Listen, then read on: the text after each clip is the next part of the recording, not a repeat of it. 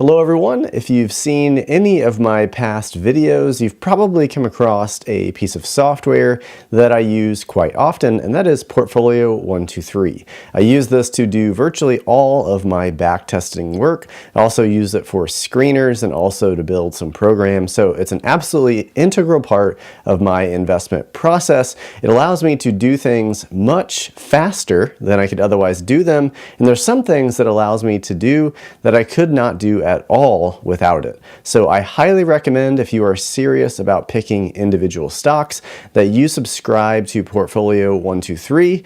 I subscribe to it myself with my own money. You can get a free trial of the software, and they do have plans starting as low as $25 a month. So use the link in the description down below.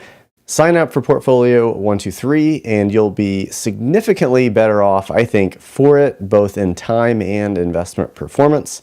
So this video series, I'm going to be walking through step by step how to do some basic functions in Portfolio123. We'll even get into some AI, artificial intelligence work in some of the later videos. So this playlist will be dedicated to helping get you from level 0 to, doing AI, backtesting, and that sort of thing on down the roads. So if you don't have an account already, sign up with the link down below and you can walk through this with me on your own computer. You can make some tweaks, run your own back test, that sort of thing. So I would encourage you to do that before we get started.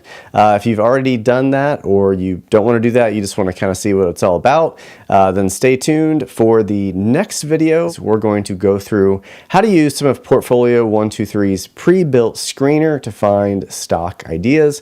Those come with their own back tests, so you can see how those screens have performed, at least historically.